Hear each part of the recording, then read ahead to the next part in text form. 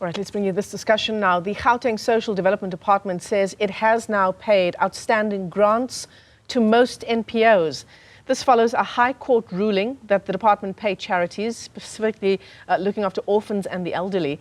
Let's get you some clarity on the story. The chairperson of the Gauteng Care Crisis Committee, Lisa Vetten, joins us this afternoon. Lisa, it's great to talk to you. Thanks very much for coming on. I mean, it's just, there's no overstating just how absolutely devastating this lack of funds has been for these shelters, who are unable to provide for the people who rely on them.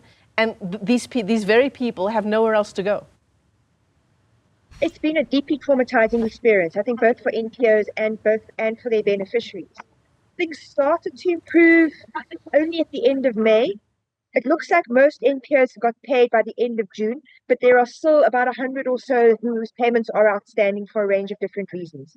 I mean, 100 is a lot, Lisa. The number that I have in front of me is 146. I don't know if you have the latest figures with you, but that's a large number of NPOs. What that translates to in the number of people impacted will obviously be exponential. Absolutely. So that 146 is the number the department gave us on the 21st of June. We have seen some movement since the 21st of June, but yeah, which is why I'm saying it's about 100. Yeah.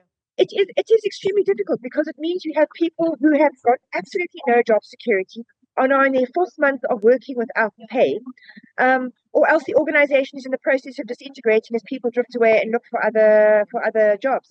And in many instances, the beneficiaries, those who are supposed to benefit from these services, have also drifted away or simply given up, I think, in a kind of hopelessness about the lack of help available to them. Yeah, absolutely. Maybe for the sake of our viewers, can we take a step back for a second, Lisa, and tell us how we got here, how we got to this point where NPOs were not receiving the funds they were meant to receive? Okay, so this is going to go into a lot of administrative detail, but I think it's important to understand the significance of administrative dysfunction to understand this problem. So what happened was that last year, the MEC and senior staff in the DSD said they'd been instructed by the Auditor General to change their entire system of funding NPOs because they'd found maladministration and different procedures had to be introduced. So what that meant was that the department took away all decision-making from the regional offices and centralized it, which slowed it down massively because you have probably 1,700 business plans to adjudicate, which used to be split between 5 or 6 offices. Now it was in one office who had no prior experience of doing this before. So, and I think what is even more concerning is that it subsequently emerged that the Auditor General has categorically denied ever making such an instruction to the Department of Social Development. So there's a very big set of questions the department must answer as to why it made up this particular story. They must explain it. Because it had these catastrophic delaying effects, and that then got compounded by administrative dysfunctions in the department. So to give you an example, organizations' names got muddled up. So organizations started getting other organizations' contracts instead of their own.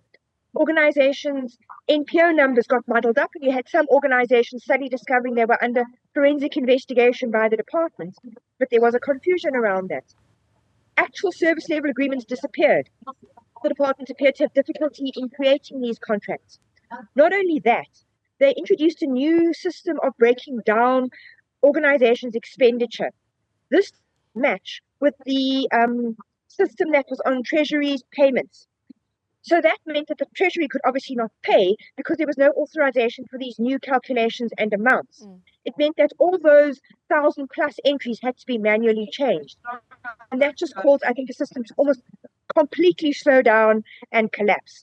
And that was why the department then returned to trying to use 2023-2024 system, because at least that was already on Treasury's system. So you're saying Treasury has no record. This was not an instruction that was issued by Treasury, according to Treasury. What are you reading into this situation, Lisa? Well, I think Treasury has its systems, and Treasury is working according to its systems to work correct. The fault is on the department side, that once again, it did not occur to them that if they were going to introduce these massive kinds of changes, it needed to translate into Treasury systems as well. And the department does not appear to have thought ahead in order to do that. again, because they were using the centralized system, and it seems like the system was being run by people who were unfamiliar with how the system works.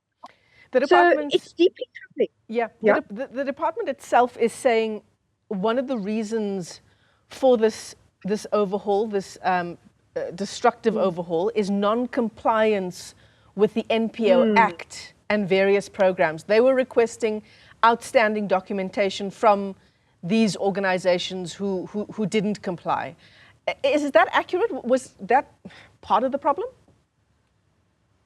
To a minor extent, because having assisted organizations who were apparently non-compliant, much of this was deeply trivial and related to the fact that organizations' names had been confused with each other, or that somebody's NPO number had been confused with another NPO who was non-compliant, or people hadn't been looking at the right system. So it's no excuse not to be paid for 3 months. I mean, I've been dealing with organizations who never even knew they were non-compliant. And the difficulty is, and I've seen this because I've been supporting organizations, is that they write to the department consistently and they get no response. They write to the regional office who says, we don't know, as far as we're concerned, you're compliant. Write to province. They write to province, province doesn't respond.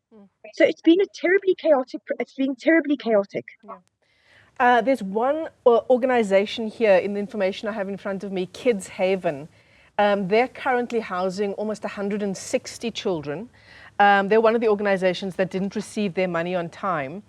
And they're expecting, I'm not sure whether this has been resolved at the time of our discussion, but they were expecting 8 million rand from the department.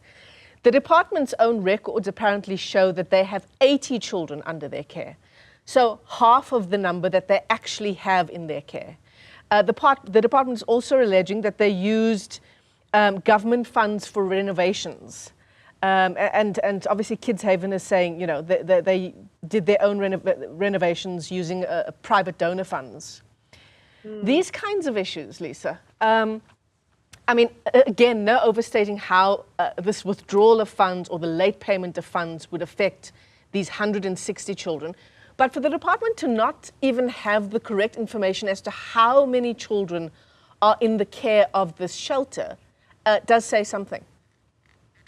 Exactly, and I think it goes to something else that they changed in the process that is also very worrying, is that they took business plans which used to previously be adjudicated by departments of social development officials, and they gave it to an external panel, and they refused to reveal who sat on this external panel.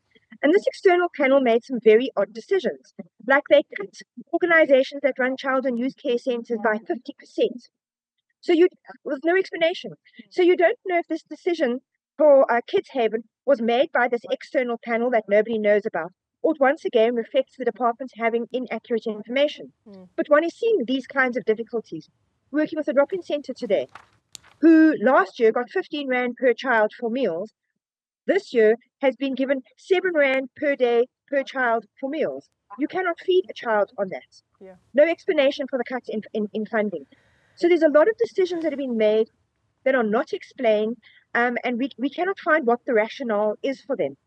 And it creates these kind of situations with Kids Haven, where you have these strange decisions which you just simply don't understand, and which, when you look more closely, don't appear to hold up to scrutiny. Yeah, absolutely.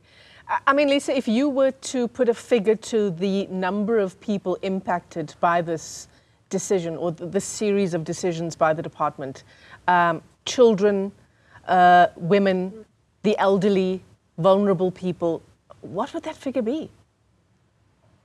We looked at people just in the nature of 14 organizations who are assisting people with disabilities. That was 30,000 people alone requiring services. I would say, because the department has said that they were looking at funding some 860 plus organizations, you are probably looking at hundreds of thousands of beneficiaries. Those will be people in residential facilities, having social care services, or people who are attending courses around developing their skills and looking at jobs training. But you are definitely looking at well over 100,000 people in this context. Yeah. Lisa, next steps for your organization, even if all of the money is paid out to these organizations, just to get to the bottom of how this happened, and certainly who needs to account for essentially the collapse of a number of these organizations. What would be your next steps to try and get those answers? There are two. Obviously, we have a new MEC, and I think this has to be one of her priorities, is holding people to account in the department for what's happened and for trying to get to the bottom of what's happened. Because in about 3 months' time, organizations will have to once again submit their business plans. This new failed process that they introduced has to be put to one side and discarded completely. So that, I think, is her second priority once she's held, done the necessary investigations, is to revert to the previously functional system. I also think that the new portfolio committee in the legislature needs to ask hard questions as well. And the third step is to start arriving at proper costing models for services. What do these services cost? Is the department actually giving the money that's required to provide an effective and quality service? And if they're not, how do we start working with Treasury to ensure that the necessary allocations are made to be able to ensure that we uphold beneficiaries' rights by giving them the services they deserve? Certainly. Lisa Vetten, thanks very much for coming on, giving us that clarity. Lisa is the chairperson of the Gauteng Care Crisis Committee, as we take a closer look at the Department of Social Development in the province and these outstanding grants for a number of NPOs, more than 100 of them.